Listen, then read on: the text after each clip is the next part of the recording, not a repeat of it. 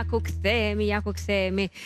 Ju prezantoj me njëherë me të ftuarit atëherë. Së pari zoti Zaçe Islami, mirë se erdhët. Shumë faleminderit që jeni këtu. Mirë se vjeta, faleminderit për ftesë. Vijoj me Arbër Kadia është bashkuar sot në Shije Shtëpie. Faleminderit, kënaqësi të takojmë nga afër. Më pas kam Miranda Rira, faleminderit, kënaqësi që jemi bashkë. Do të jetë edhe Adel Hysenllari në Skype pas pak me ne, apo të jetë gati, do të lidhemi dhe do të përshëndetemi me të. Linda, mirëmëngjes. Katerina. Financat, parat, bashkim apo jo? Është një temë që diskutohet shumë edhe me sa duket në kohët moderne ka ndryshuar dhe këtë rolet se kush është ai që duhet ta mbajë buxhetin në shtëpi, kush mbas edhe ai që sjell të ardhurat në shtëpi, a duhet të jenë 50-50, se ka shumë çifte, Katerina, që zgjedhin që edhe buxhetin në familje ta ndajnë 50-50, pa çka se njëri mund ta ketë rrogën më të lartë, sërish duhet të kontribuojnë mbase të dy njësoj. Ky është një model që jo të gjithë mund ta praktikojnë, por një model që shumë mund t'i duket mënyra më mirë për ta ndjekur në çift. Po ka edhe nga ato vajza gra që pastaj thonë rroga ime është vetëm për mua, se në kohët e sotshme duhet kujdesem, duhet për veten, duhet të mirëmbahem dhe s'model. Është interesant ky këndvështrim. Të lutem. Po nuk është ndërmarrje që ti ke kapitalin tënd edhe unë kam kapitalin tim. Është familje, po që familje i ka të përcaktuara gjërat. Marrëm 100 euro, do t'i lëm atje në bufe, që të na duhet, do shkojmë ta blejmë me marrëveshje, qoftë burri, qoftë gruaja. Qa është e jotja është e imja, qa është e imja është e imja. Kjo dhe logjikë. Është shumë e përhapur kjo, ky si slogan. Po, në rregull, prandaj dhe kemi shumë punë në avokatët me divorcet, ja për këtë logjikë. Se të buxheti fillon? Aty fillon gjithçka. Për tradhtim më shumë, sepse buxheti. Ka burra që i harxojnë parat duke piraki, duke lozur bixhoz, duke Do të thënë janë burrat ata që harxojnë. Po ka dhe gra që vën 2 herë në javë ose 5 herë në javë te ajo permanenti. Po do shkojnë gratë edhe në parukeri. Nuk na lan as të Do kujdesen pak edhe për veten, jo të abuzojnë, nuk po them, Nuk më lejohet se jemi në media. Se më Do ta them unë, në krevat gruaja nuk është me parukeri, në krevat është gruaja e thjeshtë siç është. Po e bukur duhet të jetë përsëri. Që bën atje dhe ato parat që i prish për të dukur jashtë. Zoti Islami, avokat, jo, tani po të mos jetë bukur, nuk shkon dot deri atje, apo jo? Nuk bëhet dot rruga deri atje ku thatë ju, po mos jetë bukur. Nuk është aq e lehtë të bëhet. Se ka nevojë dhe ajo të jetë bukur, të jetë me... Jo, nuk thash të dalë pa lartë, por të shkosh ditë për ditë, po thuaj se në parukeri, se do dalësh jashtë edhe nuk mund të dalësh pa... Dale 1 minutë tani. Ke të drejtë deri diku. Se një parukeri minimumi merr 40.000 lekë, me sa di unë. Nuk ka për ditë. Është e pamundur për ditë se do i binin flokët në tokë, po. More nuk u bien, jo, mos kemi na. Ka dhe paruke që zgjidhin atë punë, po. Pra, kujdesi për veten, ju thoni është një kosto pak e lartë për familjen. Shumë e lartë. Po me thënë drejtën, te berberi shkojnë më shumë burrat se sa gratë parukerisë. Te berberi burrat do shkojnë, se te parukeri shkojnë. Jo, e kam fjalën që më shumë shkoni ju te berberi se sa ne te parukerja. Edhe burrat e kanë zgjidhur, i fusin një tjetër 0 edhe jemi në rregull. Ja, o besoj që kujdesi personal është një aspekt i jetës moderne që ne kemi, sepse ne prezantohemi edhe me veten tonë në procese ndryshme, qoftë marketingu, qoftë shitje, qoftë biznesi, qoftë marrëdhënie të shumë llojte. Po unë do e çoja bisedën, se e para një për të bërë një batutë, jam në studio. Si do të ndaj Messi dhe Cristiano Ronaldo të ardhurat e tyre me bashortë respektive? 50% të 200 milionëve që fitojnë, duhet ta marrë gruaja për... Gratë, ajo që thash në fund që gratë... Jo, ta kam më shumë për të vënë mendim se sa për të përgjigje, okay? Pra është çik më komplekse se aq, nuk është kaq e thjeshtë që të menaxhosh buxhet, e rëndësishme është që të jesh në fragmentarizimin dhe modernizimin që ka jeta, me gjithë shpenzimet e shumë llojta, sepse konsumohet për veten, konsumohet për makinën, konsumohet për trajnime, forma të ndryshme të targetimit e tjerë, duhet të kesh një kontroll të gjës. Dhe shërbimet janë shumë të fragmentarizuara, dhe mënyra se si ne e kemi parë më përpara, ose më saktë në perceptimin që kanë njerëzit për menaxhimin e shtëpisë ideale, pra po të marrim menaxhimin britanik apo të shtëpive të mëdha, ka pasur gjithmonë një majordom ose ka pasur një krye familjar i cili me lapse me letër ka bërë gjithmonë llogarit mbi atë që ka pasur. Tani është pak më e vështirë, pse? Sepse zgjidhjet që kemi ne janë më komplekse. Do të marrim vendime shumë shpejt, do marrim në moment caktuar taksin, apo na duhet diçka që do marrësh on demand etj. Dhe çfarë duhet të ndodhi është më shumë të kesh kontroll te financat, që të bësh buxhet. Se nëse nuk ke kontroll te financa, nuk bën dot buxhetim. Ti mund të bësh buxhet dhe shkon përtej buxhetit çdo muaj dhe pastaj futesh në probleme reale. Për shembull, çka kemi parë ne është ka një tjetërsim komplet të mënyrës se si jeta moderne duhet parë sepse është bërë shumë e shtrenjtë. Pra, shërbimet janë të shtrenjta, po edhe pronësia shumë e shtrenjtë. Për shembull, në Tiranë unë pash një të dhënë financiare dhe të dhënë tregu shumë interesante që janë 1 milion makina në qarkullim. E dini ju? Dhe që do më thonë 1 milion makina në qarkullim për një vend me... Sa banor jemi? Pikërisht, si jap do të përgjigje asaj se se di asnjëri sa jemi, po prapë shumë. Pra çfarë duhet bëjmë ne është të gjejmë mënyra shumë të zgjuara për të menaxhuar shërbimet që na duan, pra ato të mira që ne duam në mënyrë të përditshme përjavshme për muajshe, në mënyrë kur ne kemi kontroll dhe nuk e bëjmë si tendencë e shoqërisë, por e bëjmë si nevojë jona për të zgjidhur një problem saktuar. Për shembull, unë jam dhe drejtoj një kompani teknologjike, ku të dhënat që ne marrim na bëjnë që të shohim që për shembull njerëzit kanë filluar të lënë makinat edhe pse kanë makina shumë të shtrenjta, përdorin aplikacionin sepse e marrin më shpejt të njëjtin shërbim, duke kursyer kohë dhe para. E njëjta gjë edhe me shërbimet e tjera që kemi aty brenda. Po kjo nuk është vetëm Patokës që është aplikacioni që unë drejtoj, është një në tërësi në gjithë botën. Ka një tendencë kur njerëzit nuk blejnë më shtëpi në plazh, po shkojnë në Airbnb, shkojnë në Booking. Nuk blejnë avion privat më super të pasurit, po marrin pjesëzim. Kjo Airbnb do ma thuash në shqip çfarë do të thënë? Ta them unë. Airbnb është nga një praktike vjetër ku njerëzit hapnin shtëpinë aty, është bed and breakfast, pra. More ma thuaj në shqip. Se si funksionon e di. Han pjesor, e thënë në shqip. Han pjesor. Pra ti shtëpinë e bën han, duke lëtur një person që të vit buaj të ty për një periudhë caktuar me kosto caktuar. Me kosto, sigurisht, po. Dhe përmjet teknologjisë. Han që është interesante, por nuk e kisha ndeshur kështu. Adelën e kam ndërkohë, Adela? Të përshëndes? Përshëndetje, si jeni? Mirë, uroj të dëgjojmë sa më mirë. Atëherë ti i takon këtij brezit të rinë, madje në gjendje civile, nuk je martuar, mund ta themi këtë që je beqare. Kështu që le të themi janë disa hapësira të tuat për të vendosur në të ardhmen të zgjedhësh si duhet, të vësh pikat mbi, po themi, për atë që do të jetë i duhuri edhe me të cilin do të lidhesh jetën. Ndoshta edhe biseda me financa do të jetë një nga kryesorët që mund të bëhet përpara. Ke një parim? Po, besoj që ka një parim. Unë kam fituar pavarësi financiare që shumë e vogël.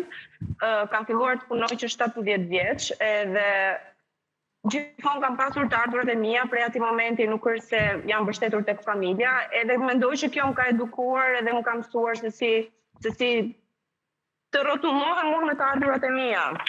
Kështu që kur të vi ky momenti me partnerin, do jetë pak e vështirë që unë të bëj këtë dorëzimin e pagës tek bufeja, siç tha Zaçja, sepse nuk jam mësuar. Domethënë për mua do jetë shumë e vështirë. Të bëft mirë kafshë. Faleminderit. Do jetë shumë e vështirë që unë të dorëzoj. Shiko zonjë, në kushtet më fal. Me këtë lloj parimi. Kamarieri po kujdeset për çdo detaj. Ta ndërpres çik. Në kushtet që jeni ju zonjush, është me vend ajo ktheti që secili të ketë llogarinë e tij, sepse në fundit ju jeni lidhur shpirtërisht me njëri tjetrin, por nuk keni asnjë lidhje zyrtare. Ndërsa ai që ka krijuar familje, që ka lindur fëmijë dhe po rrit fëmijë dhe po mban një familje, ai duhet që t'i dalë zot familjes. Sepse thot ekziston burri, krye-familjari. Dëgjoj, kur vjen puna themi kush është i zoti i shtëpisë, nuk themi kush është e zonja e shtëpisë. Dhe si i zoti i shtëpisë ka sa detyrime. Pikërisht, se zoti i shtëpisë atëherë të gjitha shpenzimet kryesore i takojnë burrit i heq. Çfarë kuptimi ka që burri të pres të mbaroj 30 ditë i muajit dhe të pres rrogën time për të mbyllur shpenzimet. Rroga ime do jetë për të mbyllur shpenzimet e mia. Flas kur kemi krijuar familje, zonjë, kur bashkëjetojmë. Të lutem, flas kur kemi krijuar familje. Edhe për në martesë koncepton. Po, edhe në martesë, po patjetër, ajo është familje. Për në martesë, po. Edhe për në martesë po flas. Unë mendoj që në një situatë ideale, kur të dy punojnë, se nuk po them që ai të mos punoj dhe unë të punoj dhe gjithë rrogën ta mbaj për vete, por në një situatë ideale, kur ne të dy jemi në punë, Patjetër që unë do preferoj që bashkëshorti i zotit shtëpisë t'i dalë për zot gjithë shpenzimeve kryesore dhe paga ime do jetë për shpenzimet e mia ditore. Tani nëse unë do kontribuoj në gjëra të vogla patjetër, por mos të pretendoj të më pres burri të marr unë rrogën që të paguaj drita, uji apo të bëj furnizimin e shtëpisë, se kjo më duket pa sens. Burri është burri. A mund të bëj një pyetje? Patjetër, po. A je komode me objektifikimin e vetes tënde që të kesh rolin e një objekti në familje dhe mos jesh kontribuese, se kështu si e vendos? Ti thua që roli i gruas është të përdoret nga burri për gjërat e vete dhe si rezultat paguhet një pagë dhe pastaj mbaron gjithçka. Se kështu si e trajton. Këtë arbër po e thua ti, se në atë moment unë nuk përdor objektifikim dhe nuk e di. Çfarë është e burrit është e imja, nuk funksionon kështu. Jo, të kuptova shumë mirë çfarë po. Po është partneritet, nuk mund të. Po partneriteti nuk funksionon ku fiton vetëm njëri. Mirë, pra unë të dëgjova e kuptova shumë mirë ku do dalesh. Partneritet konsiderohet edhe në momentin kur shumë gra vendosin me pëlqimin e burrit që të mos punojnë dhe të dedikohen plotësisht për fëmijët, dhe është burri që i del për zot që t'i mbaj financiarisht. Ajo është familja ideale. Ajo është familja ideale. Ti e kontribuosh dhe si rezultat kush i ka vendosur këto rregulla që kjo që nga familja ideale dhe në momentin që unë duhet të kem pavarësinë time financiare. Jo, unë s'po them që ky është modeli, unë po them në trajtimin e gjës. Të mos i rëndoj. Jo, në trajtimin e gjës. Më mbaroj, lutem se jam dhe në Skype edhe kam shkëputje. Po mirë, në momentin që unë dua të punoj, zgjedh të punoj, që të kem një rrogë shtesë, dhe unë të mbuloj një pjesë të mirë të shpenzimeve të mia, ku është objektifikimin ti? Unë nuk po i bëhem një ngarkesë të dëgjojmë pak edhe Mirandën.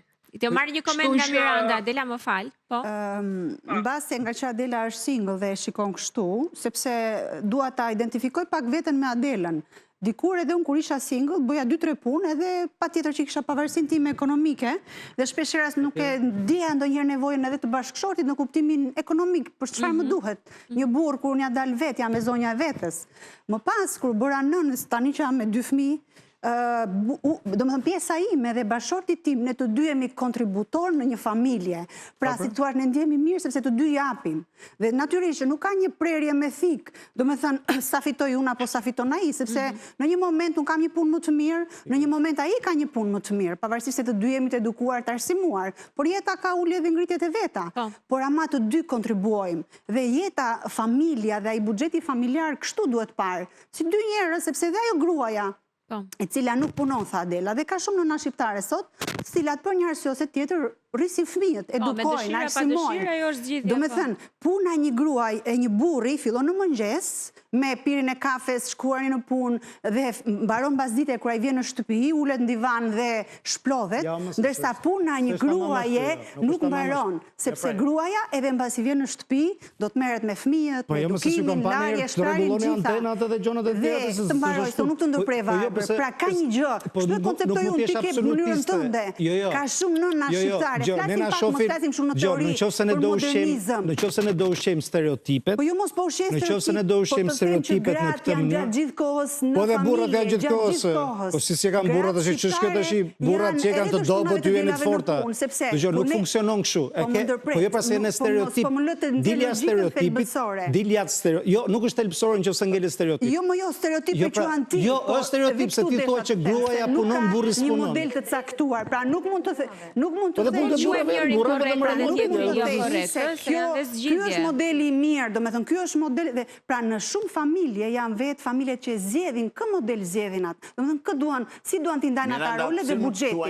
Por nuk ka një ndarje me thik, pra kështu apo ashtu. Të lutem, çdo grua e martuar që ka fëmijë dhe ka familje, punon në 2 punë. Një punë në punë të shtetit dhe një punë tjetër, po ai që vështirësh në shtëpi, dhe pa paguar që është puna e shtëpisë, dhe që nuk i paguhet dhe nuk i njihet, dhe nuk thot ai burri shtëpisë, ai burri shtëpisë thotë dalë më zonjë se më grua se ti lodhesh sa s'ka ku shkoj më se burri vërtet mbaron punën. Ja mos besoj se janë burrat kaq këshimë se si gjithë. Tani ne flasim pra ne flasim realitetin tani. Ne flasim për raste ekstreme, flasim për raste ekstreme. Lidhur me buxhetin, unë do të thoshja atë që bëj unë personalisht në familjen time. Si që kjo kutia, kjo vazua këtu, ato të ardhurat që kam unë, ato që ka gruaja, ato që kanë fëmijët, i vëmë atje dhe çfarë duhet, mblidhemi dhe diskutojmë çfarë do blejmë, çfarë do prishim. Kjo është buxhet, Dhe shumë familje bëjnë kështu. Dhe kjo është marrëdhënia që duhet krijuar në çdo familje, ndërsa pavarësia ekonomike që dëgjoj duhet jemi pavarur ekonomikisht, thot gruaja, ajo pavarësia ekonomike çon në pavarësi të tjera pastaj që unë nuk dua që ti përmend këtu. Të gjithë pjesëtarët më pas marrin leje për diçka që është personale, shpenzim personal, nëse është buxheti Jo, absolutisht, jo, do të diskutojmë në shtëpi në darkë, mblidhemi, mami më duhet kjo grua, do vetë bleja të burr, do bëjmë këtë. Ka marrëveshje në shtëpi, sepse edhe një tjetër, të lutem, edhe një tjetër. Atje në vendin tim, në fshatin tim ku jam lindur e rritur unë, themi kështu, një grua, një shtëpi, një pel, një vërri, që do të thotë, një grua mund të shkatërroj ose mund të ndërtoj një shtëpi, mund të shkatërroj, dhe me thënë, prandaj thot një pel, një vëri, është aq e dëmshme sa që pela që kullon të tërë kullotën e bagtive, të kopes me dhënë.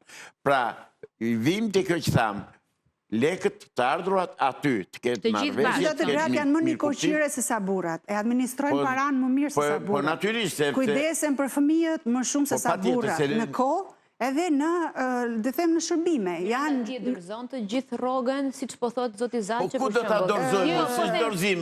Unë lekë atje dhe dorëzuar. Këtë duhet të kuptojmë që nuk ka një, domethënë një model. Kur isha single, jetoja me prindrit dhe me motrën time. Kur isha beqare, atë që janë single merret që janë nga gjete. Këtu jemi në Shqipëri. Beqare. Dhe i linim lekët si thot avokati në një vend aty. Unë isha pedagoge, po flas 2004, një me motrën ishte mësuese. Një rrogë prishnim, një rrogë mbanim. Sot nuk e kursen do ti, sepse me këto çmime, me thënë, i stati thot 40% e buxhetit të një familje mesatare shkon vetëm për ushqime. Pra një rrogë, nëse dy familjar punojnë, një rrogë është vetëm fruta perime, dhe nuk mbetet asgjë për të kursyer. As për ta lënë te vasoja, dhe as për ta çuar te arka. Për ushqime, sepse 1 kile makarona në Shqipëri të lutem. Në ndryshimin do me thënë, buxheti, si ndryshon, sepse ka ndryshuar kushtet social-ekonomike të shqiptarve. Sot ke familje pa fund, dhe çifte të reja, nuk jo del të shkretve të mbyllin muajin, jo më të kursejnë. Pra buxhetimi është i vështirë, administrimi, sepse janë rritur çmimet katastrofë. Po pse u rritur, kush i rriti? Prit, se nuk të lëtë vesh më tutje. Këtu. Pse u rritin çmimet? Pse kushton 1 kile makarona 2 fishin e asaj? E ati çmimi që kanë në Itali, që kanë në Itali, apo në Zvicra, bravo, jo politike tregut, te politika e oligarkëve që komandojnë, është oligarkia politiko-financiare, një familje e vogël nuk e ka pushtetin të asgjë, fatkeqësisht. Një familje e vogël, ne në shtëpitë tona nuk e kemi pushtetin edhe fuqinë që ta ndryshojmë. Nuk e lë veten të më shkoj miu në mjekër. Thash dhe njërë tjetër, e ka fajn drejtimi politik, ekonomik, i pushtetit në Shqipëri.